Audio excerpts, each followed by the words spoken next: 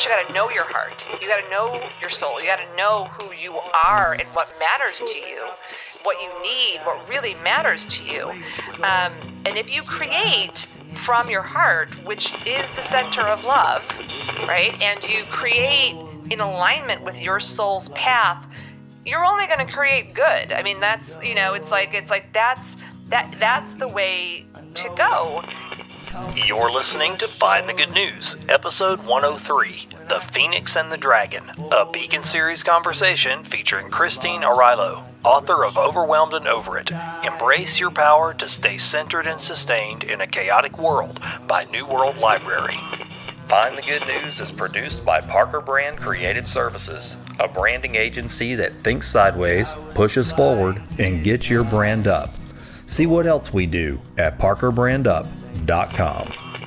Welcome to the first episode of 2021. I'm not sure that I could have handpicked a much more relevant guest to kick off the new year than author and feminine leadership advisor Christine Arylo. Christine agreed to visit with me on Find the Good News to discuss her new book, Overwhelmed and Over It, Embrace Your Power to Stay Centered and Sustained in a Chaotic World. The new book is directly pointed at women who are facing the merry-go-round of pressures that often lead to system burnout. What I found in reading this new work, and in my dynamic visit with Christine, was that the stresses of keeping all the floats balanced out, especially in the wildly chaotic times we've seen through 2020, has an equally corrosive effect on men as well. Christine helped me realize some old self-sacrificing habits I've fallen into and perpetuated throughout my adult life. By labeling these habits as compassion, I have basically given myself permission to self-destruct. Christine's mission is to help beings develop healthier patterns that can lead through the sticky chaos that dominates us and on to richer, fuller lives. Now,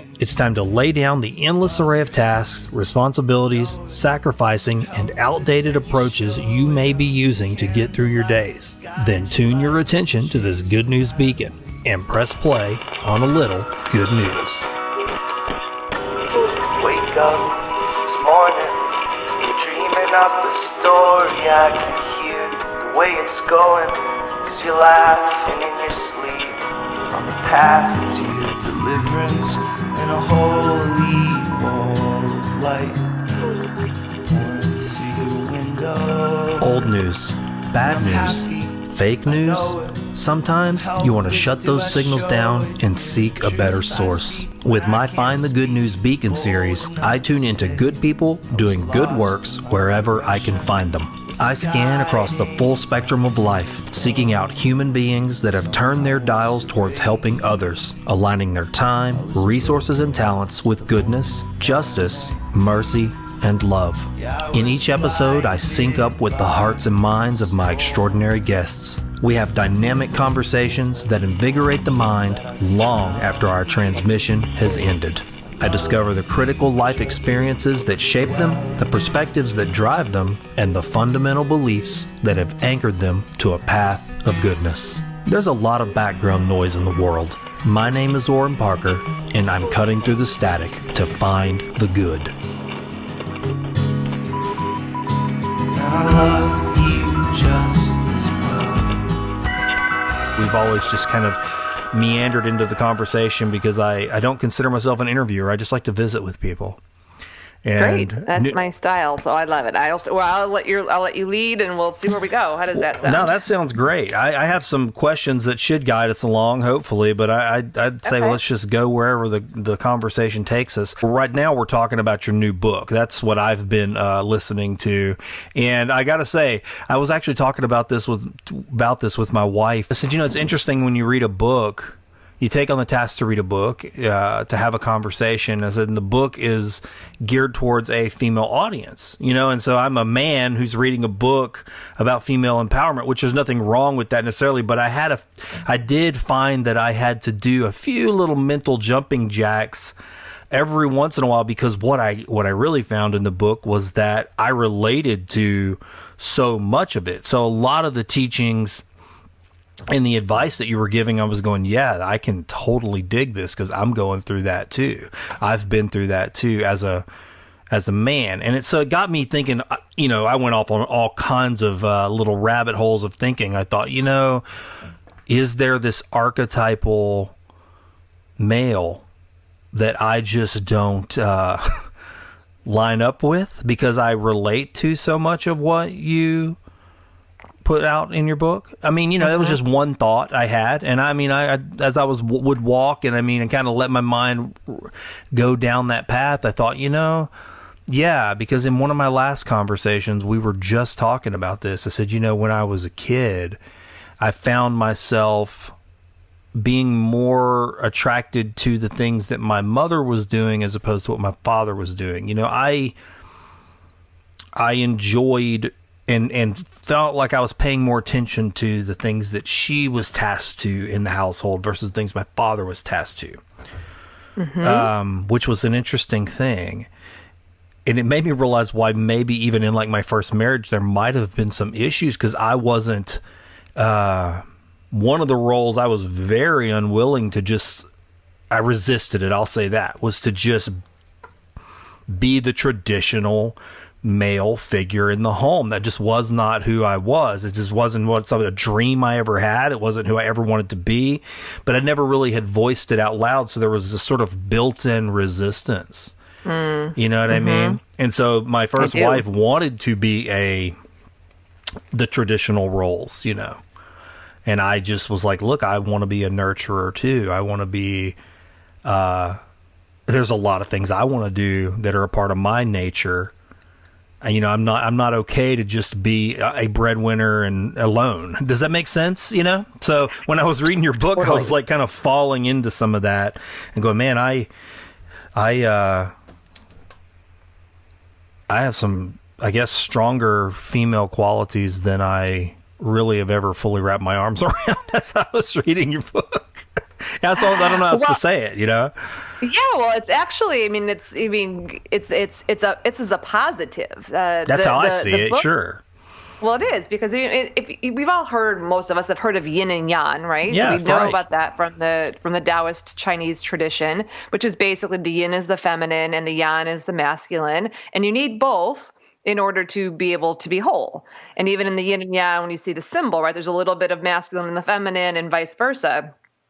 In psychology, they talk about, in depth psychology, they talk about the anima and the animus. So it's the feminine and the masculine again. And so this notion of like, it's not about man, woman. It literally is about masculine, feminine power, energy they're just different. And in our culture today, we overvalue what I would call more of the distorted masculine. It's not even the masculine. Oftentimes what we call masculine is distorted. Oh, that's good. Yeah, distorted masculine. I like that, yeah. And, all you have to do is turn on the television and tune into Beverly, Hills Housewives, and you'll see the distorted feminine, all day long. And so this book, Overwhelmed and Over It, it is actually a book, I love that you picked up on this, of feminine wisdom, and it also includes yogic wisdom and earth wisdom, indigenous wisdom. Those two specific wisdom traditions are very balanced in their approach. Yogic science and indigenous wisdom, they're very balanced in their masculine and feminine. And then it brings in my feminine wisdom training and marries it with what my traditional background is I am a trained MBA marketer, business person who grew up in the middle of Chicago on the South Side. So I didn't know anything about feminine anything. And it's interesting that what you talk about in your dynamic with your relationship, I have learned more about the feminine from my partner, Noah, who is definitely more of the nurturer in our relationship and in his own being. And I was born like this achiever, driver, striver, go out and get it kind of person. And so I've had to learn in my own experience, I've had to seek out the feminine because I was burning myself out. Well, as an entrepreneur, I was burning myself out. When I was in corporate and I was following that path, I was trying to live and play a game that actually wasn't a game that I even really wanted to play because it's so distorted. And so that brought me to seeking out the feminine, and I didn't even know what it was. And now fast forward, 15, 20 years or something, and that's how this book came to be and how we came to be here having this conversation. So I love that you picked up on that, Oren, that is exactly what we're going through as a culture. And so we all have to go through it as our as ourselves. Yeah, as well. I like what you're saying right there too. I mean, it's really, and it's such a bigger idea too. This movement and balancing of energies. It's interesting too that you brought up the yin and the yang and Taoism, because years ago my son had bought my wife and I at a thrift store this piece of red silk. And it was beautiful. It was embroidered. It was red and gold and had these beautiful images in it. And we hung it on our bedroom door. And a couple of years ago, maybe it was last year, I had bought my wife a medallion of the dragon and the phoenix dancing together, from the male and the female. And on the back of that medallion was a symbol. And I happened to look at it and I said, that's the same symbol that's on that silk that's hanging on our door. And I looked at the silk, and I never had really dove into all the details, but it had this beautiful phoenix and dragon on it, and they were dancing around that symbol. And it did kind of generate a conversation with my wife about that, what our relationship, now this is my second marriage, but this relationship is so much more balanced in that regard. The traditional roles just don't exist, It's not heavy. You're in what my partner Noah and I call, or we don't call it, but it's called an evolutionary couple, where we're redefining the power dynamics in through relationship is one of the ways that we bring. I kind of think of it more as a harmony between versus a balance. So the word, it's interesting. I've done a lot of I'm a big word etymology. Love a little bit of a nutcase around it, but I mean, but there's so words have meaning, and we often don't know what the words mean that we use. And so if we're not using the right language, it's hard to actually progress and create the reality that we desire. And so it's interesting. You hear a lot about work-life balance, right? That's been around since really the 80s is when it came into vogue, and obviously that's not working for for lots of different reasons. And you can't split your life into two things, work and life. And otherwise it's like living in a tug of war. It's either I'm working or I'm in life. And you think about that. So then if you're working in work-life balance, all of a sudden everything but work has to fit into life. And that just one little part of that is so if you're a parent out there, where does that go? Does that just get put into life? Well, no, because any parent, and I actually am not a parent, so I think it's interesting how I feel called to speak to this, is that parenting is work. Oh yeah, absolutely, absolutely work, and it's part of. I always say it's part of someone who chooses to be a parent. It's part of your sacred work in this world, and we don't acknowledge that as a culture. And so just thinking about what that does and kind of some of what's happening in the world right now, and how many people are feeling really overwhelmed if they're parents, because now you are having to school your children as well as, work and do all of this. One of the things I uncovered in my research around this overwhelm and burnout and exhaustion, self-sacrifice craziness is that we've just been piling more on forever. And there's actually no more room to pile more on. And I think what we're getting to, I love this, is I haven't had this conversation yet, is that if you look at overwhelm and the society that we're in, the distorted feminine is self-sacrifice. That's what's at the root of what's causing, whether it's overwhelm you're feeling or despair or frustration or anxiety, that part that's the distorted feminine is the self-sacrificer, the martyr. I have to give and give and give and give until there's nothing left of me, because that's what the feminine does. Usually it's a woman, but in my case, it's my husband, Noah. It's in it, that the person who more embodies the feminine, he will give and give and give to everything outside himself and not even realize he's doing it until it gets resentful. Right? Sure. Oh, yeah. Right. I've seen that cycle. Yeah.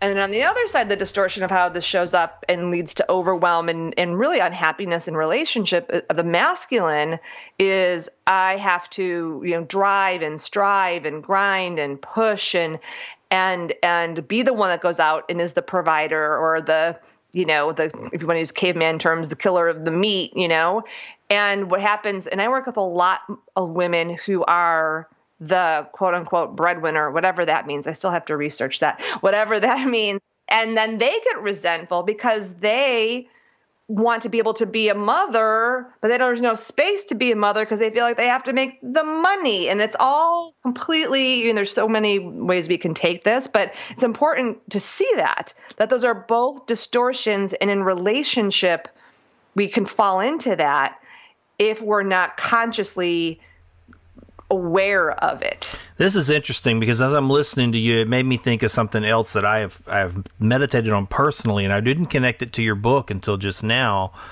And maybe it's just the way we're talking about this, but I'm really visualizing that within myself. And I have thought this many times that there's a man and a woman. And I don't mean that literally. I mean like a male and a female. I'll say it that way. Those energies, and they're really almost like they've been for large portions of my life in combat with each other. Because I'm in this, and I'm just going to talk in the terms that I use with myself. Okay, because I am living this life in this male form that I was born in. This is what I'm riding around in. The world has treated me as such. Okay, I mean, I look like a man, I sound like a man, I have been treated like a man, and so the world expects those things from me, and because it's so, it's what you're used to, it's the way that you almost instinctually plug into the different systems that exist out there. And because those systems exist, and I'm really talking about just survival here, to get food, water, shelter, resources, you end up doing the things that men do. But then there's the other energy inside of me that says, but you have this other portion of you that wants to nurture, to hold, to be at peace, to be gentle and fluid and pliable, to be more caring, to be more intentional. And that is just as strong. But because the world treats me like a man only, there is this combat between those two, because I end up spending, and this is sort of gets it to the heart of your book, I feel like, but the burnout thing. I spend so much of my time, well, probably not as much time as most men do, actually, but I spend a disproportionate amount for me and my energies in that realm, that the other side is like a hungry ghost. It's saying, but I want more now. And as I get older, I am less and less inclined to plug into those systems. I mean, I've always, and it's all weird because it's almost like it's created a aversion and almost a resentment, not to people, but well, sometimes people and people who represent or those systems. And I can see them like raising flags in front of me. Like I've got a situation right now with someone that I'm in a professional relationship with, and I'm seeing it, and I'm starting to use a new language about it. I was just sitting with my wife having this conversation a couple of days ago. I said, this person is perfectly fine out in this world in all those systems, but I'm not so inclined to be plugged in, and their energy is all about that. I am partly about it. I'll do it, but not fully like they want me to. And I can feel like the energy suck. And my nurturer side is saying, pull back. You need to protect this part of yourself. Don't plug into that. But it's almost like it's an all or nothing thing, because I know where this goes. I know if I plug into that person and do this project, and then I'm going to be plugging into that system, it's like I am literally consciously choosing to plug into poison. It's crazy, but that's what it feels like to me. And it reminds me of things you were talking about in your book. I mean, you got into that systems and all of that stuff. So maybe we can just jump in from there. I know that's a lot that I just threw at you, but Yeah, well, no, and you have to, and this is actually the beginning of the book. There's two ways we can take it. I'll put it on the table. You tell me which way you want to go. In the beginning of the book, there's two parts. So one of the things when this struck me about 10 years ago, where I was like, I don't really understand. Like, how could we, be dealing with stress and overwhelm and all of this? We haven't figured it out. And I'm like, I'm going to get to the root of this. I'm going to get to the root, because I don't want to just Band-Aid this thing. And what we're talking about, like we just went right to one of the cores, which I just really appreciate about you, you and everyone that's listening, because it says a lot about the environment that you've created here, to be able to go, as I have to say, go deep, fast, and get to it. And, versus just running around changing the furniture around in a house that's completely falling apart. And that's what we're experiencing right now. Our society is falling apart because it has to, because it at the core, and this is one of the core roots underneath the overwhelm and the thing I just want to back up to and say about burnout. There are at least 8 different kinds of burnout that I identified in my research. Physical is the last one. So yogic science teaches us that the physical body is the last place burnout shows up. So other kinds of burnout, passion burnout. This is the one I still get. I very rarely get physical burnout because I've shifted my life so much, but I still get a lot done. I just get done what matters. And I do, I work in divine flow mostly versus my flow. But there's other passion burnout is where you're giving to things that you really care about, but you're actually not receiving enough yourself. You're not being nurtured. You're not being nourished. And that is something I have to always be really aware of. There's compassion burnout, where you're just like literally you just can't hold any more space for anyone, be caring and love because you've just overgiven way too much. There's mental burnout where your mind is fried, mostly because you've been working too much and you've been on the computer too much and you're processing too much and like literally your synapses are not working. And what I'm trying to do is help people see the systemic reasons of why they can't change these patterns that are self-sacrificing and self-sabotaging. No matter how much they try, they keep being in these unsustainable relationships, whether it's with a person or it's with work, and see it both in the system, but also see it within ourselves, because we have it overwhelmed and over it identified 12 imprints that are like programs that run within us, not beliefs, but imprints. So the difference is that an imprint is mental, but it's also emotional. It's in our heart. It is cellular. It's in our physical remembering of things. It's energetic. And so these imprints that we run on really cause us to not pay attention to our own inner knowing and our own inner wisdom. Like you're talking about with this part, you're like, if I say yes to this relationship and this working thing, even if it might seem like, there might be money there might be whatever there, you're like, it feels like plugging into poison. That is what I call your crazy wisdom talking, which is also known as, which is visceral, right? So we go down that way. So I'll give you 2 doors. We go down that way. Or there's this other part, the other part we could go down is that you really have to be tuned in to that crazy wisdom to be able to make choices that may not look logical and rational to the conventional overculture and mainstream world, but that keep you in alignment with yourself. Yeah. Yeah, all that. Okay, so that's too. Yeah, I love that you brought up crazy wisdom, because I usually only make 4 or 5 little paths to take with somebody, and that was one of them. I'm actually reading, and I love the alignment in this. I'm actually reading a book right now, completely disconnected from yours in a total other realm, and I was reading it right before I stopped to read your book. And they had, in the book, it came up, crazy wisdom in that book, and they were so related, but at the same time, I thought it was really cool how there was that intersection, and I was like, okay, I want to pay attention to this part. So I would love to go that direction, because another thing I was discussing with my wife, I said, this crazy wisdom, that's the stuff that I really like, because it's not in a container. It's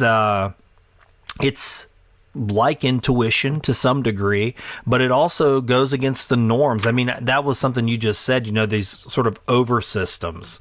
I love that about your book, I guess. I love that about what you're trying to do, because I think about that a lot. I mean, I meditated on it a whole lot, because you're right. It's like, and you talked about this in your book, and I hope people will read it that are listening to my podcast and get into that. But it was interesting, because I thought, you're right. There's so many people out there, and I've been one of those people where you say, yeah, I get it. I want to do X, Y, Z. I want this kind of life, but the systems that I'm plugged into to do that, I mean, realistically, rubber meets the road. I would have to make some extreme major life choices. Like, I mean, like turn the wheel and leave rubber on the road to do that. And there's a lot of people out there who are going, but can I do that? Can I make these changes? And there's fear involved, you know. There's fear of how's it affecting everybody in your vehicle with you when you make that turn. You know, is everybody else buckled up? You know, all of that goes along when you have kids and, you know, other people you're caring for. Another thing that you talked about there that I just loved, and it's something that I've had to learn, especially in the last couple of years. I think the term that I had been using and had picked up from another book was idiot compassion. And it was just that kind of compassion. I want to be compassionate, but I'm having to learn that I'm definitely been practicing idiot compassion in a lot of ways, where I would not be compassionate towards my own well-being, you know, in extending that compassion to others. And it really, truly was depleting my life force. So I don't know. I mean, I know it's a lot again, but I'll pick up a thread there, and I think, you know, I like that you present. So I'm gonna read the definition of crazy wisdom just because I'm gonna. It's so well written in the book. I'm like, why should I'm just gonna read it, and then we can talk about what it actually means practically. So the feminine superpower of crazy wisdom is the willingness to explore, trust, speak, and act from your deep heart wisdom over conventional wisdom or outside intelligence, even if it seems crazy, irrational, improbable, or irresponsible, or stretches you outside your comfort zone. And the thing is that even if you're not familiar with the term crazy wisdom, you've used it before. So I would ask everyone listening right now to think of a time in your life, and you do this too, Warren, and I'll do it as well, where you found yourself at a crossroads, or you found yourself at a choice point, and there was a conventional path that you could take. There was what your own, like that there was a part of the rational part, the intellectual part that said, like, this is, you know, you should do it this way. There's the part that wants safety and security and says, you know, do it this way. And then there's this other part that's like, you know, we're going to do this differently because inside of me, I know this is the right path for me.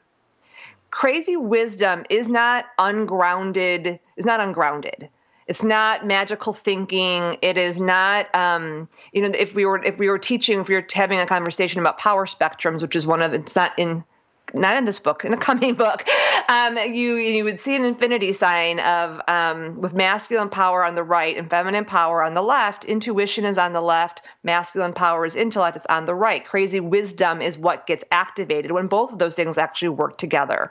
And so when you're making a choice, so think of a choice you've made where it seemed maybe your family thought you were crazy, or people around you thought that you were crazy. We use that term crazy, or you even said, this sounds crazy. But there was a knowing inside of you that was willing to step out of your comfort zone. And it felt there was risk to it. It felt risky, whether it was a real risk or it was a kind of a mental risk. And it worked out okay on the other side, and led you to things you never could have figured out or known were there. Yeah. Until you landed there. So okay. I have many crazy wisdom stories, but I'm curious, Warren, if you have one that you might want to share. Yeah, I can tell you that as I'm listening to you and thinking about that, a lot of that is about people. It's mostly navigating relationships that I would say that comes into play in my life, where it's a feeling where this has happened to me many times, where the world is just dumping flowers at someone's feet and saying they're great. Hook up with that person. It's going to be a lot of money attached to it. You're going to get status. And sometimes it's just, maybe it's just markers. I don't know what they are, but and my wife and I, we talk about this privately a lot. It's like, yeah, because you do have that kind of strange thing where you're like, no, I'm just going to be hands off and even possibly create some distance.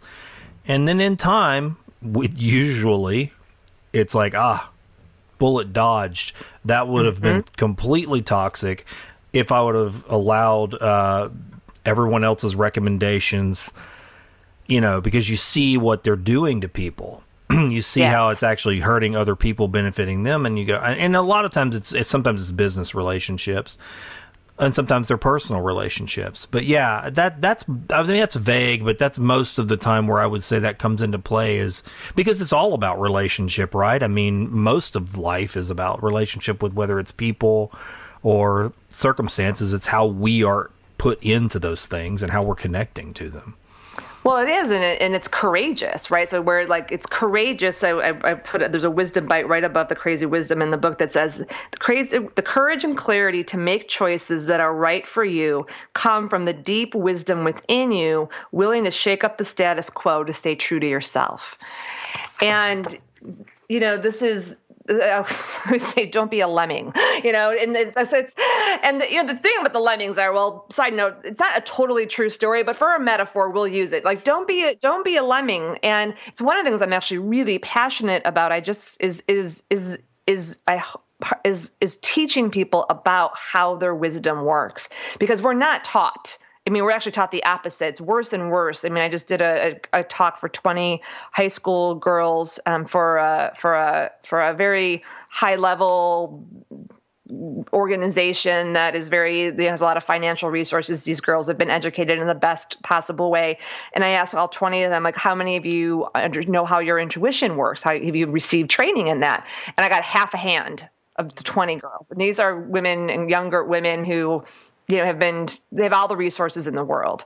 And so we're teaching our kids STEM, science, math, all good. But we're like taking out art and taking out music and taking out handwriting and taking out embodiment. And wisdom lives in our bodies and it lives in our hearts. It's not intellectual. It is people always say, well, how do I know when it's my crazy wisdom or my intuition guiding me versus that other voice, which for women I call the inner mean girl, and for men I call the inner mean dude. And that one, that's like, well, you have to do it, or what are you crazy? That I'm like, you go to your body, because if you're in your mind's going to try to keep you safe. That's your mind's job. And there's all kinds of human consciousness education that goes way beyond traditional education that proves all of this. And yogis have known this forever. This is why we meditate. It's why we do yoga. It's why we walk outside to tap into what Einstein called the quantum field or the imaginal field.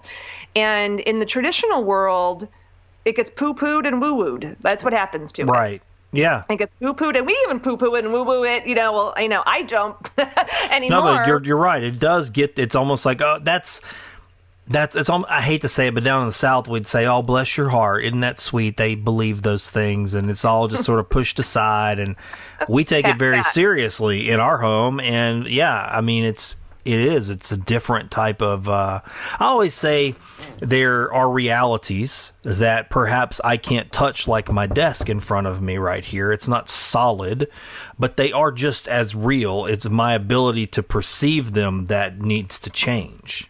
Yes. When people say, oh, I have to go back to reality, or I have to be real, Right. I'm just like, back the truck up, everybody, and let's talk about, because that's the overculture. I have to go be real. I have to be practical. And again, following your wisdom and doing things that are different from the norm isn't about being, I always say, don't be a dummy pants, right? So I'll give you an example. This has shown up for me in my career a lot, in that I have had many different times in my career where I stopped and paused. And I just did this very intuitively, and I looked where the path was going. So I remember doing this at the age of 29 and was working in marketing at the time at a big consulting agency, working 60 to 80 hours a week. And I'm like, okay, I know that I could run this agency or another agency. Like, I have that ability within me, but do I want to do that? Right. And so I paused and I looked up at the people that were, ahead of me, and they all were tired. They had bags under the eyes. If they were married, they were usually not happy marriages, or they were single because they had no time to be in a relationship. And I intuitively knew that's not for me. And so at the time, it was when the first .com, hard to believe, was just rising up. And I knew I wanted to get my MBA. I knew that. I always knew I would get my MBA. And I have my MBA from Kellogg, which is one of the top 2 business schools in the country. And the reason I did that, now I look back, was because I knew I had to go to Kellogg, was because it's one of the top 2 business schools in the country. So when I go out and I talk about all this stuff to people, they don't be like, that's the crazy lady, right? Because they'll use crazy to discount people. So I'm like, actually, I have my MBA, and I've been a successful entrepreneur for many years. And so there's validity in that. So I knew I had to get my MBA. And so I had 2 job opportunities on the table. I had one that was in a .com agency that was like all kinds of options. That's what was going on. We'll give you all these options, like all this potential future money, option. Everyone's like, oh, you should do that. It's like the .com internet. That's where it's at. I've never had an interest in technology, like as far as like all of that. Like I can't make myself care about cell phones. Like I just can't. Never. I just had no interest in it, but it was the sexy place to go. And then I had another job opportunity for Blue Cross Blue Shield in for their association, being like their national advertising manager. Very non-sexy, very like the non-sexiest as you could possibly get.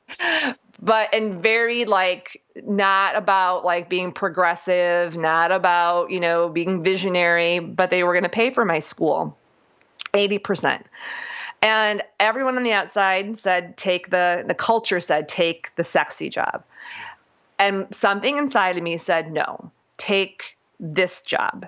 So I took the job with the insurance company. Now, you all, what I didn't know was halfway through my MBA, so I was getting my MBA at night, working full time during the day, that halfway through, I would go through what essentially was a divorce. I wasn't married, but I was engaged, and we had been dating for 15 years, owned a business, owned a house together. And he broke up with me on the way to our engagement party, which is another story in a different book, but it was my wake up call. And it shattered me in a good way.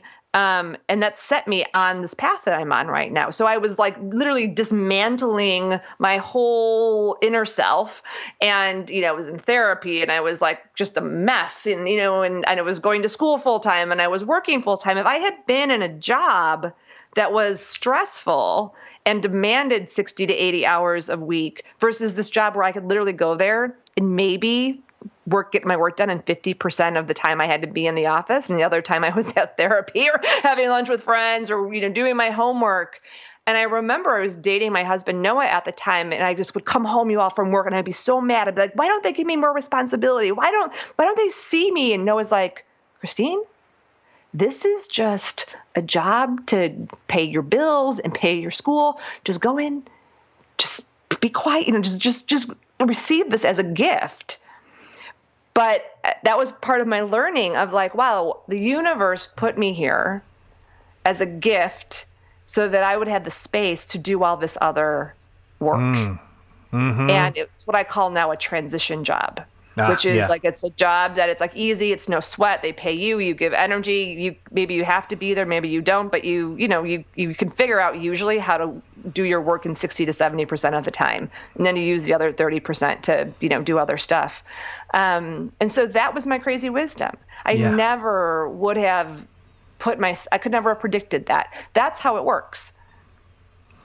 There's so much in that story right there to unpack, because that was, you actually went right into one of the things I was curious about.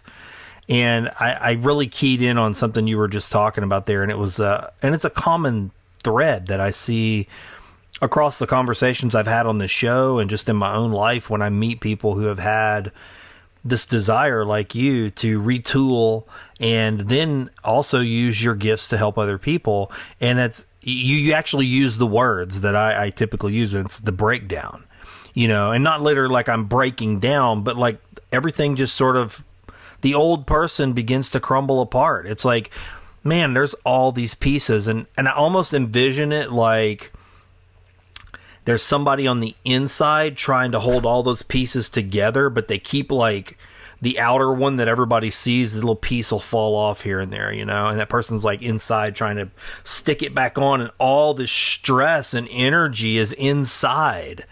And then one day it's like, okay, whatever it is, whatever, yours was an event, this breakup, it starts this chain reaction. It's like a domino effect. All of a sudden, the breakdown happens and all that stuff just falls apart. And that person on the inside's like, I can't wear this skin anymore. I can't even put this back together. I have to kind of start over almost. And I hear that same sort of version. I mean, it's not just in modern world. I mean, so many wise teachers have been through the same thing, some version of that, this breakdown. And I love hearing that story. I don't know. It just touches my heart because you go, wow, that is an amazing thing. And you almost, I don't ever wish suffering or pain on people, but it's like it's such a almost crucial ingredient. I mean, to the meal of our lives almost, to the chopping, Yes.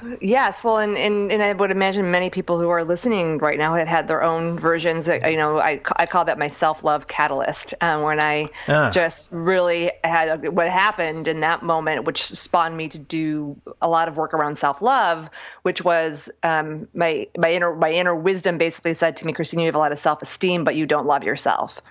And I was like, truth, like I knew that, but I'm like, I don't even know what self-love is. Just like when I knew I needed the feminine, because as an entrepreneur, there was no way I was going to be able to be successful without burning myself out the way I was taught to work and survive in corporate America. And that's when I heard the voice, you need the feminine. And both times when I looked around and I asked people, I would just get these mealy answers that were like, not really, like, I don't even know, be nice to yourself, be compassionate. I'm like, no, I need to know, where I'm strong and where I'm weak in my self-love. And that, sent me on a whole journey of understanding that self-love is actually broken down into 10 different components. It's not just one big mishmash. And the same thing happened to me with overwhelm. I think it's one of my superpowers is like, I see the whole system and then I break it down in a way for us to understand it, to be able to go in and say, okay, where am I weak? Where am I strong?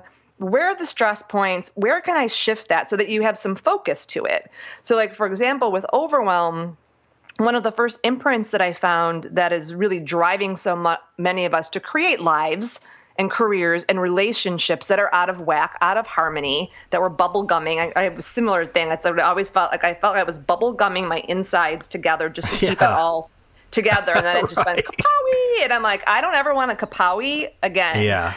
And it isn't that I haven't had distressing times. I have, but I've not had the universal 2x4 again. Oh, and I'm wow. actually much more proactive about it. I've had definite challenges. But the piece about the overwhelm and this imprint, what I found was there's this imprint, you've all heard this, it's better to give than receive. Right? You've heard this, Oren? Yes? Yeah. So I found when I was writing my second book, Madly in Love with Me, and I was diving into self-care and what was self-care specifically about, one of this imprint rose up. It's better to give than receive. And Noah, my partner, who's I think you guys would be good friends. He also loves dragons. I'm the phoenix. He's the dragon. So he has like shirts with dragons on it. And I love the phoenix. She and I are, we know each other well.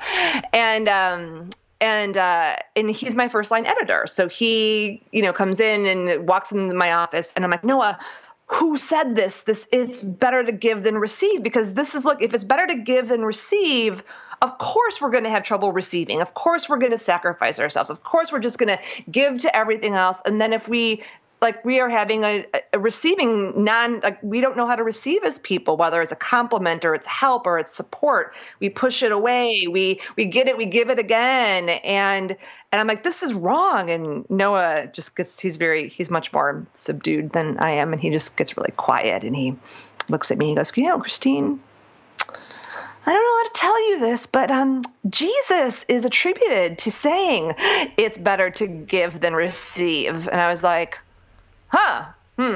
can't really put Jesus was wrong in my book. That's not going to go so This is interesting. So well. So let me just give me a moment. I'm just going to let me tap in here. And I'm like, oh, I got it. It's a translation situation. I do not think the JC would say that. That does not seem like one of the things he would teach. So if you just change that one little word, it's better to give and receive. It changes the whole equation. Right? So then instead of being a selfless giver, we become strong achievers, we become generous caregivers, and we become unapologetic, graceful receivers. Yeah. Now, to do that, you got to get clear on how you overgive. Because what's happening for most of us is we overgive to work or relationship or both. It tends to be the primary place. And then we underreceive what we need. And that's when we get sick or we get emotionally cranky, we burn out, we get mentally fried. And so when I was doing this research, one of the things that I found was just like with self-love, how I was able to break it down into 10 parts. You can break overgiving and overgiving down into, I think there's 13 ways we overgive. So there's over caretaking, overextending, over promising, over responsibility, over focusing on the future. And when you do those over, again, getting out of balance, you end up depleting your life force and your resources and creating stress and pressure. So the beauty of it is like, if you can get really clear on which of those overgivings are running you, you'll start to see how it's showing up in your choices, in relationship, in work, in life design. And because you can't change what you can't see, if all you could say is I feel overwhelmed or I feel like I'm always giving and I don't have enough or whatever, it's like this big pool and you don't know what to do. So that's one of my favorite practices to do, is to get clear on what kind of overgiving is running you. And then what I do is every year I choose one over and I spend the whole year focused on elevating it and transforming it and going deeper into myself to say, what's driving that within me? And then from that place, I can actually start to see things in how I'm operating in my business and my relationships that I actually have more power to change them, I think, if I'm really to be real with myself about what's going on in here. Yeah, I love this. I love this topic, actually, because I'm one of those people, too. I have a hard time. I've always seemed to have a hard time receiving versus giving. And everything you were saying, if we could back up for just a second, it made me think of something I haven't thought of in years. And many years ago, over 2 decades ago, I used to go to this really poor little church in my community. And I loved it so much. It's no longer here. It's probably the only Christian community where I ever really felt at home, truly at home. And I think the lack that existed there probably was a part of it, that everybody sort of came from, that no one was putting on any kind of show of any kind. It was really all about caring for each other. And one evening they invited me to something that they had been doing for years that I'd never been a part of, and it was the foot washing ceremony. Where and I said, I know the story, from the Bible, where Jesus washes his disciples' feet, and they didn't want him to. They were like, no, but he did it. And I love it because it gets right into what you're talking about. So I go to this thing, and I really didn't know what to expect. And, they say, well, everybody take your shoes off. And there's a bowl of water, and there were, 30 or 40 people there, men and women. And they kind of mix you up so you're not sitting next to your friends, And then one by one, everyone starts washing the feet of the person next to them. And what I loved about it, and I was uncomfortable, and my friend said, you'll be uncomfortable at first. I said, well, it's not natural to watch another human being get down on their knees with a bowl and a rag and warm water, and let them wash my dirty feet, my unkept feet. Did I clip my toenails? I know it's disgusting, but that's all the stuff that was going through my head. And he said, I remember exactly where you were. He said, I felt the same way. He said, but what I had to learn was that our inclination is to want to be the one that's down there on our knees serving them and washing their feet. He said, but this ritual shows you that you also, equally important, is your ability to allow someone to do that for you. And he said, and it is interesting how many of us are very comfortable with getting down on our knees to serve, but we're almost all uncomfortable receiving the service. And I was like, man, it's a lesson I've struggled with my whole life, but it is interesting because it gets into what you're talking about. I mean, it's not like, maybe the word balance isn't right, but I mean, it's something that I need to learn, and I know other people need to learn too, to receive. I mean, not to be too out of whack in the receiving end, to serve too, but to actually allow it to happen. I know that's got to be a struggle for so many people. Oh, I think it's a struggle for almost every person who's not a narcissist. I mean, I think narcissists that's not their issue. But most people who are not on what I call the narcissistic spectrum, which don't, and by the way, if you're not a narcissist already, you don't have to worry about it. Like, not going to happen, not going to happen to you. That's not most of our challenge. We'll do the other way. And it's really sneaky how it happens. About this overgiving and under receiving. And this is the hard part for people to swallow. And this is, why some people, they don't really want to do the work. They don't really want to look at what's going on inside of themselves. And I don't, what I would say to you is like, I get it. But if you're not willing to look at yourself and get into the deeper reasons within your own heart, why it's hard for you to receive and why you overgive, which are usually tied to a way that we value ourselves and where our worth comes from, and like deeper parts of fear and not belonging, and just like deep stuff. Yeah. And when you have for me, what happened to me when I was 29, 30, and my whole infrastructure broke apart into gazillion pieces, I was really clear. I was like, okay, I could either like pace this all back together, just plow back into work, and I'll repeat. Yeah. Or I could start taking drugs. My could have been mother-in-law started trying to say, take some Xanax. I'm like, and a lot of people do go that route, right? I mean, they do. I mean, I medicated with some wine spritzers for a while. I mean, so I'm just saying, it's all good. You got to do what you got to do for a little while, and if it's part of the process, that's okay. But it's not a forever fix. It's something that you do to kind of get through that. It's almost like when you're blown up into a million pieces, you don't say, let's talk about your personal evolution now. It's like right. You need that. So that was like for me, my crutch was wine spritzers, and cigarillos. I had quit smoking, which was really challenging when that has to happen. I have to say it was but it was a 2-year period, and then I was done. But the point being that sorry, I just like totally went back to Chicago, and I'm like, wow, it's just so fascinating. In that moment, okay. I was like, I'm going to go in. I'm going to go into my heart, and I'm going to, I don't even know, because that was the other thing the voice said. It said, not only did you almost marry the wrong person, you almost created the wrong life, because you don't even know what your heart and soul desire. And that caused me that night, I made what I now call the foundational vow of self-love. There's 5 vows of self-love that I teach and promises. The first one is, I will never settle for less than my heart and soul desire. Which, if you're running the giving is better than receiving thing, would sound selfish, but it's not. Because first you got to know your heart, you got to know your soul, you got to know who you are and what matters to you, what you need, what really matters to you. And if you create from your heart, which is the center of love, right, and you create in alignment with your soul's path, you're only going to create good. I mean, that's, it's like that's the way to go. And because I was willing to go there, and I've been willing to go there again and again and again and again and again and again, I keep reinventing myself. I keep coming up to those parts. And so I'm not saying to anybody who's listening right now, it's not to like judge you for not being willing to go to those places. It's scary. It's hard.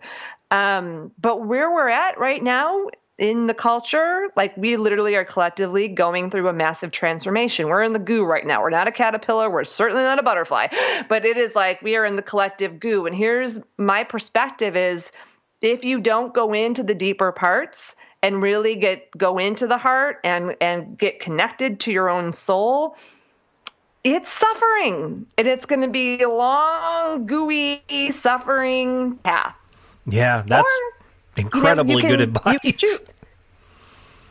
Yeah, you can choose to go in there, and you don't have to sit on a therapy couch for 20 years. But you go in there and use tools like I share, or you share. People that there's so many great teachers out there and resources now.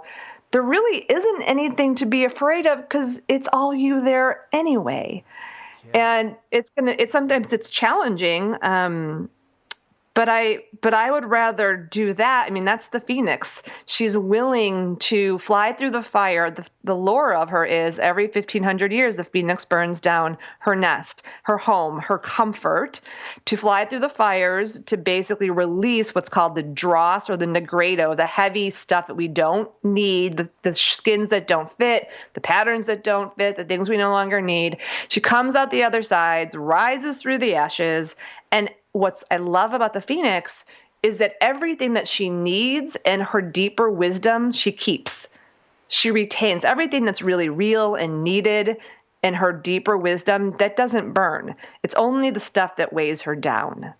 And so you can either choose to go through it proactively, where there can be joy and, there's going to be some pain, obviously, it's like that's going to happen, but it's the difference of it doesn't have to be elongated suffering for years and years and years. And to me, that's where the power is. That's a beautiful image for the listeners to have, I think. I mean, I don't know how many of them who listen have ever thought of the phoenix that way, but it creates this beautiful image if you think about it. I mean, I always think of the phoenix, we tend to think of it as a fiery bird, and it's just the fiery bird, but I love almost more to think of it as this bird that's spreading its wings, and each time it spreads them, the feathers that are revealed are all these beautiful colors, like each feather almost represents a transformed feather, a new color that gets added into this sort of tapestry, and it slowly sheds these old sort of gray withered feathers, and they're just left on the ground, and eventually they're replaced by these beautiful things. That's a really beautiful picture for me. It's almost multicolored in a way. Oh yeah. It is, and what's interesting about the phoenix is that so that's the mystical bird. It has a material world counterpart, the peacock. And in different wisdom traditions, the peacock feather is a symbol for transforming fear into love. I didn't know that. Mm-hmm.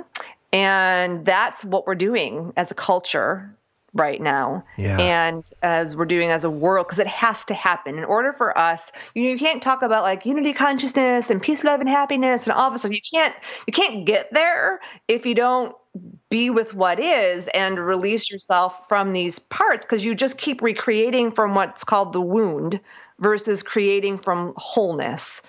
And that's why the universe guided me to write Overwhelmed and Over It first. And I think at the end of the day, it's all connected to self-love, because if you don't get in there with your own heart, it's hard to be that with other people, because you'll create from the wound.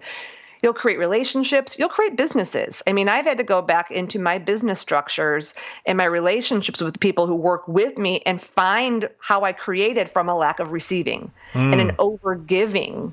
And like I had to go in there and I had to find it, and then I had to, shift it and change it within myself to then shift it within my organization, which usually meant that they left, or the relationship elevated. And we don't think about that. We're like, okay, what is like how is it? This is so practical. This is so practical, but we just don't see it that way because, well, I don't know, because you just don't know what you don't know until you know it. And then it's like, wow, like this is where that power of, where Gandhi says, be the change you wish to see. It all does really happen with the inside ourselves. And then as we shift ourselves, then our frequency shifts, our energy shifts. We create from wholeness. Yeah. I mean, how can you be a person who's creating from woundedness and expect to create a family system or a business system that has wholeness at the center? It never can. And we're all just part of shifting this right now. So I'm so in alignment with what you're saying right now. Often on this show, the listeners will hear me say this thing over and over again, that my mission, ultimately, the best way I can describe it is to go into a cave with my guests and maybe share some personal things, and we keep going in. But the goal is not just to go in the cave, it's to light lanterns on the way out and then illuminate it and bring good things out. And I love what you're saying about don't create from the wound, because it does remind me of that. I mean, if we go into the cave, and I've thought this many times, I can go in there and find something really tragic or painful from my past. And if I carry that out of the cave and I go, look at this terrible thing that I found, and then use that as sort of the cornerstone for whatever work I'm going to do in the world, I'm really only spreading ugliness, and darkness. And I don't want to do that. I'd rather go in and say, oh, I did find this terrible thing. What can I learn from it? And how can that be a sort of the oil that helps me light these wicks as I walk out? So the next people who come into the wound or the cave, it's not so dark for them. And I just love everything you're saying right there. That's absolutely what the mission of this show is, and I'm glad to know that it aligns with your work in that way. I love that. I love going into good caves, as long as they're good caves and there's some good light in there, and having these when I realized that the training I had been given in the conventional world had not prepared me to create the life that I desired, but also to really truly be a whole person. And then I found these wisdom traditions that I studied, whether it was yogic science or indigenous wisdom, feminine wisdom. Those are my primary places I've studied, but I've also done lots of studying in the metaphysical world. Taoism, I have the smatter of many, but those are my three primary. What I realized is there's a reason that those wisdom traditions are poo-pooed and woo-wooed away. Because if people really embraced what they have, and they all teach the same thing. I mean, that's when that's where their superpower, when you see those same things. And it has nothing to do with religion, which is man-made. Religion is a man-made structure. Government is a man-made, human-made structure. The education system, the financial market system that we have, a stock market, that's all made up, you all. Just think about this for a moment. It's all made up by humans. And right. Most of the structures that we live in, you can trace it back to the Industrial Revolution. You could trace it back to the Romans. You could go even back farther than that. And you could see the consciousness that was created. It was about domination and control over, and all of it is woven into the systems that we are stuck in, really as a society. Mm-hmm.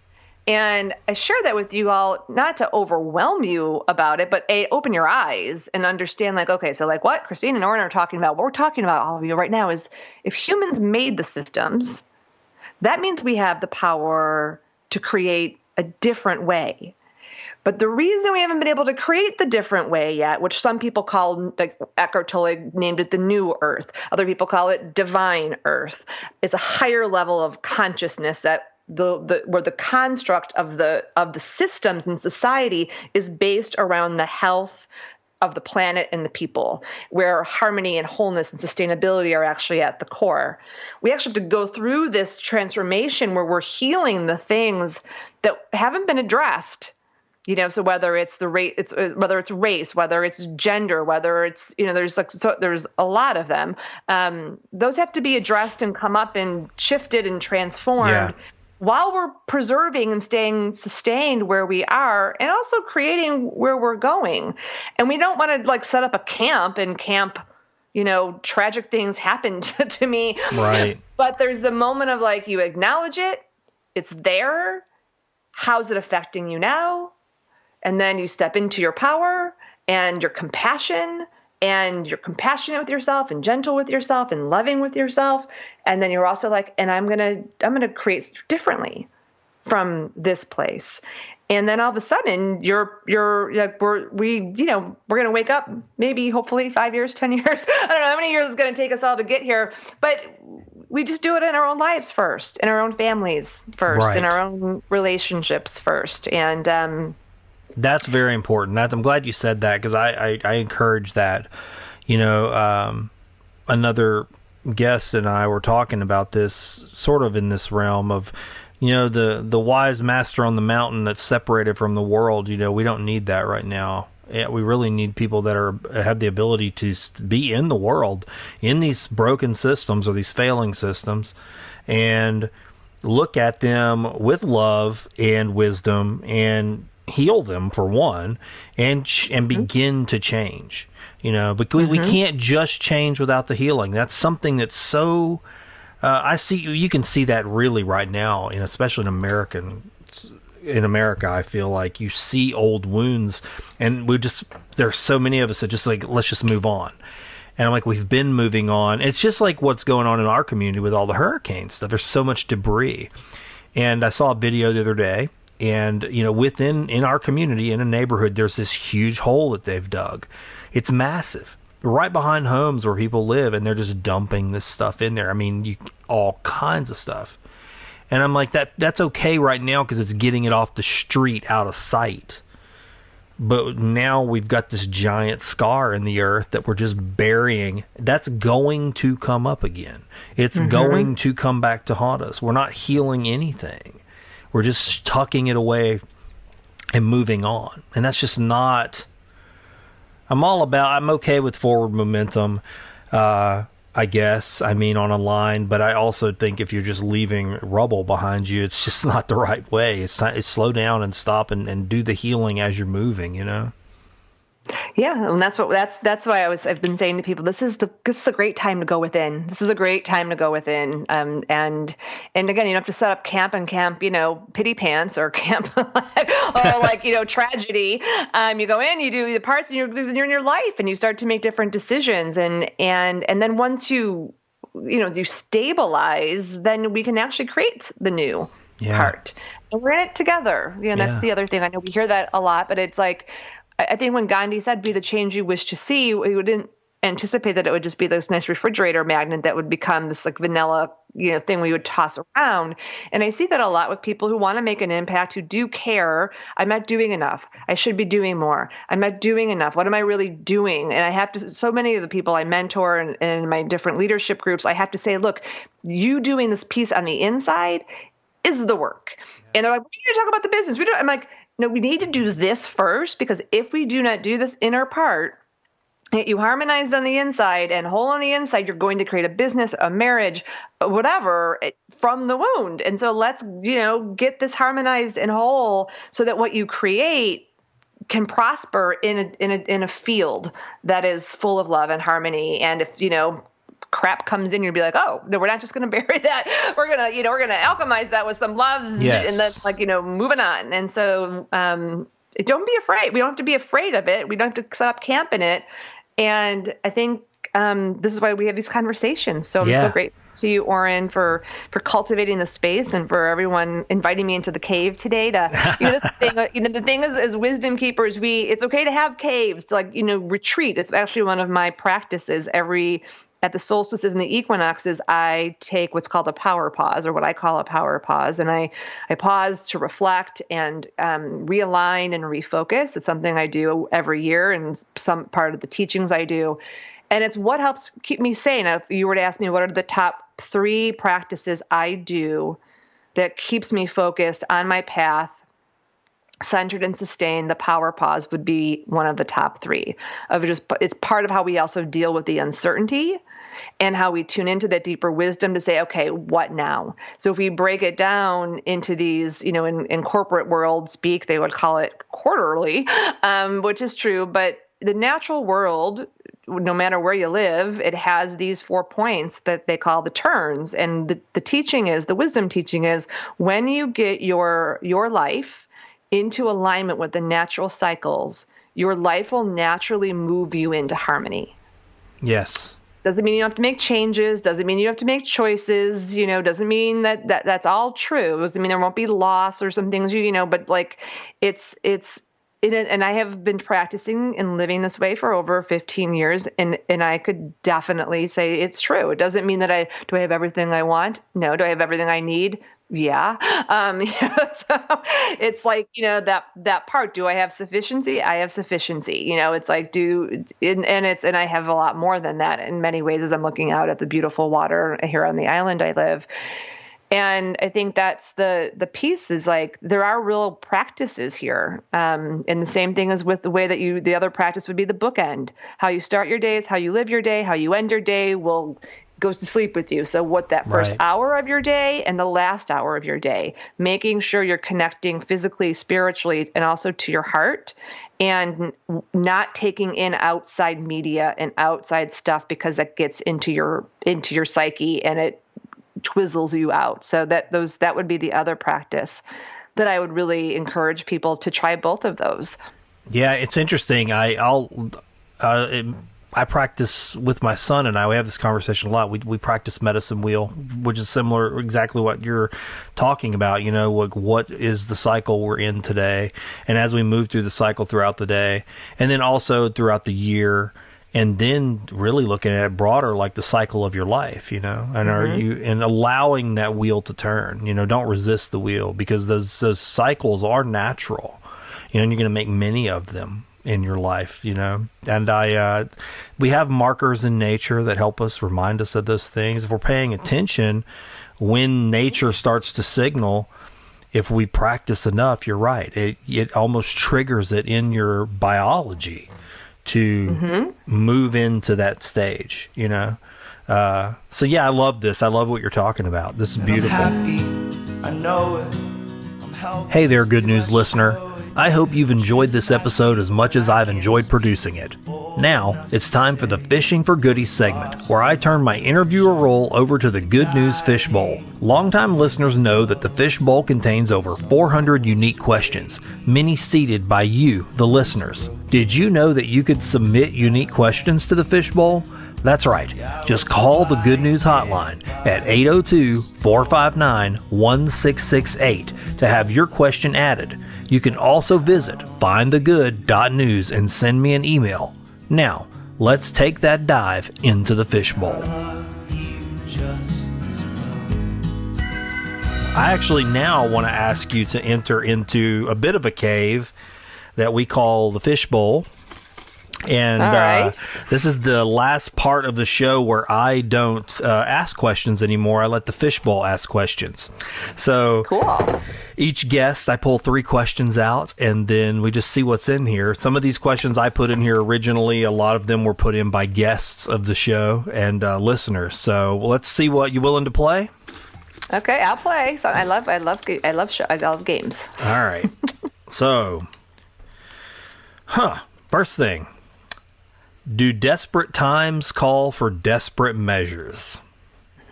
It's an interesting question. No, desperate times call for divine measures. Ooh, I like that.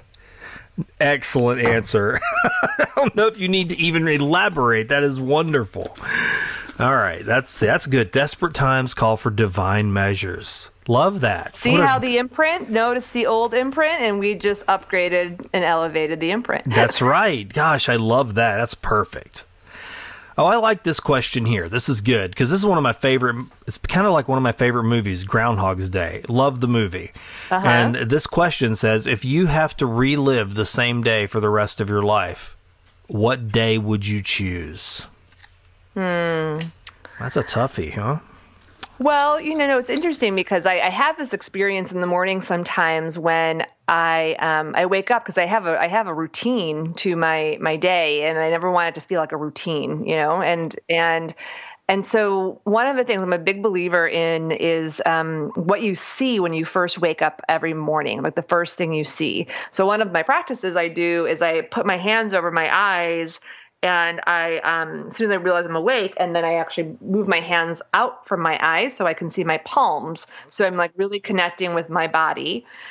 My second practice that I do in the morning is my secret practice, but I'll share it with you all, is it's called my I am practice. And it is, I identified 15 different ways of like, what would receiving feel like in my body if I could receive, or what do I need to hear to feel safe and secure?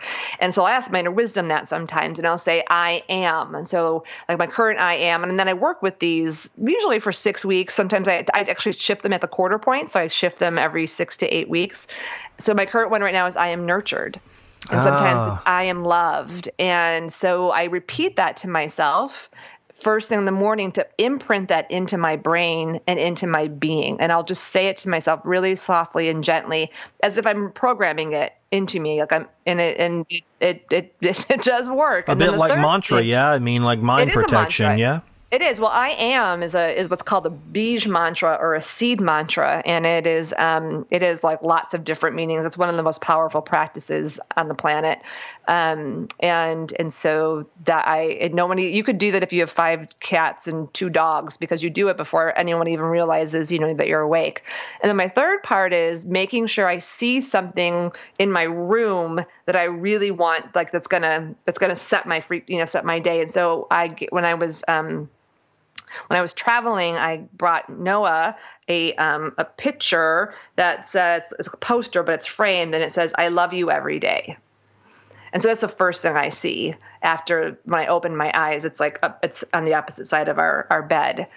And so, or maybe it says, "Every day I love you." It's one of those two. And so that's what I would want to repeat. Those, I connect with myself, I connect to spirit, and then I see that, and I'm like, oh, there's Noah, and there's my dog. Like, so I'm all this love and connection before I even got out of bed. Yeah, that's beautiful. So any day really then is a good day if you start it that way. Mm-hmm. Would be a good selection, huh? Mm-hmm. I like that. So it doesn't matter what day it is, it's how you start it. That's beautiful. All right, so here is the third question from the fishbowl. Okay. Would you rather hear the good news or the bad news first? Good and bad is a duality reality, which we didn't get totally into, but it's like, you will receive, give, Democrat, Republican, good, bad, work, life. So, which just keeps you caught in polarity. So I'm not this is you'll just tell you a little bit about me. I'm I'm not programmed to do things like everybody else. So that's part of my essence. I feel like, to me, it's more like a challenge. Like what's like, do I want to, it's like a construct of like good or bad news. It doesn't even like apply. I think what I would say to somebody is, you tell me what you think I need to hear first. Oh, and then yeah. I'll trust you. Right. So then that invites the wisdom in. And I know whether it feels challenging or it feels like, amazing. The yogis teach that, and not just the yogis, Buddha taught this, Jesus taught this. The goal is to be able to live in your neutral mind. So yoga science teaches us we have a positive mind and a negative mind and a neutral mind. And they say, if you can access your neutral mind, you'll know your truth in 8 seconds. This is why we meditate. This is why we breathe. This is why we do all these different things. So like in the moment, we can find that place to the neutral mind. And so this like good, bad thing that we do, negative, positive, it actually keeps us trapped in this lower vibrational frequency. And it's an easy place for fear to breed and scarcity to breed. So I think of it more like, that's my practice, is can I come from a neutral place, which means I'm fully human and compassionate, and I'm also observing it, so I'm not just sucked into it. And that is a practice. I mean, that's what yoga is. That's what that's I think our ultimate practice as humans. Yeah, I love what you're saying there. I mean, it reminds me a lot of, and it is a meditation. I love to get up at dawn and walk out in the pasture land, out kind of by where I live, and I have that thought very often. When I see a hawk or any creature or anything going on in nature, I love to sit and observe it to the point where I stop observing each of those things as individual things. Like instead of seeing the field hawk and going, oh, that's a field hawk, letting it just be what it is without the identifier and the fog and the sun. And it creates a type of neutrality and oneness, really, with all of the things that are in your perception. You're a part of that. Yes, which takes us right back to where we started, right? With the masculine and the feminine, which is this other polarity that we're trying to bring into harmony. So that I love that full circle. Yeah, beautiful. So I end the show with every guest with one final question. It's not from the fishbowl. I've been asking it since we started the show. And in light of everything that you just said, this might be an interesting question, but I'm going to ask it anyway. Did anything good happen today? I'm going to reframe it to, did anything beautiful happen today? There you go. I had this moment standing at one of my practices is earthing, where I put my feet on no shoes on the earth every morning. And I try to do it throughout the day to just ground myself. And I was standing out on the lawn, and I look out at the Puget Sound, and the sun was shining, and I looked to the left, and I saw Mount Rainier, which is this very majestic 14,000 foot ice glacier. And then I look to the right, and I can see the Olympics from here. And so I have mountains on both, these this big, huge one glacier volcano on one side, and this other beautiful, majestic mountains, and this blue sky and the sun. And just like, that was the moment of just breathing. And I just breathe. I was like breathing in the beauty. Yeah. Sounds beautiful. That was my beauty moment today. I love, that's one of the great treasures of, I guess, producing a show like this is just what you just described, earthing. I love meeting people, because sometimes, I will say, sometimes I do anyway, I won't say everyone, but I mean, maybe more people than not, you feel a little isolated, perhaps, or on a lonely island on the earth all by yourself, even though you're surrounded by a sea of people. And when you hear people doing similar things to what you're doing, you realize how interconnected we all really are, and how unalone, really. Mm-hmm. How broad that community is, even if we don't speak to each other or see each other. There's so many people out there that are touching the earth kindly and connecting with their people in a different way. And I love it. I just love that. It's just what your last answer reminded me of. We're not crazy. In fact, one of my yogi teachers said, Christine, normal in this society is unhealthy. You don't want to be normal. Oh, I like that. That's for sure. So it's crazy in a good way. So look, Christine, I always end the show by asking where people can connect with you, where you like for them to connect with you, what you have going on, where they can buy your book, your new book, and your other books, and really everything that you got going on. So what's the best way for folks to connect with you? Yeah, two ways. One is come over to, I'm a podcaster too, so it's awesome. One of my favorite things to do. My podcast is called Feminine Power Time, and it's not just for women, it is for all beings. Right on. So come on over to there. It's called Turn Off the Chatter and Tune Into What Matters. And so I'd love to have you check that out. That's a great way to connect with me. And then two, if you go to overwhelmedandoverit.com, that is the book page, and that has the Am I Overgiving quiz on it. It has the book where you can buy it. It's also on my webpage, so you'll also be able to look at my whole website and see all the different things I have going on, both stuff I teach online. I do virtual events. I've been teaching online for 10, 13 years, a long time. So there's always stuff going on. Yeah, I mean, you really do. You're linked up. I mean, I went through and you have a great YouTube channel, tons of resources for people to connect with you. So I appreciate your time. I really do. I hope folks will go out and buy the book, and I hope they'll just continue to follow you and suck up some of that feminine wisdom that you're putting out there. Well, thank you so much for having me on, and just sending everyone that's listening many blessings, and to remember that you are not alone. Exactly. We are definitely connected in this, and we're not going to wake up tomorrow and it's all going to be different, but that's okay. We take one step at a time and look around and see how it already is changing and is happening, and seeing all that love that we have around us and how connected we actually really are. I think that's the key to everything. Thank you so much for ending that way. That's beautiful. I'm more thankful every moment that I found. Thanks for listening to my Beacon Series conversation with Christine Arylo. If you'd like to experience her book, Overwhelmed and Over It, visit findthegood.news/bookshop. If you found something of use in this conversation, consider visiting findthegood.news/donate, where you can help me continue this good news mission from the Louisiana Gulf Coast. I thank you for pressing play and for syncing up with this good news beacon.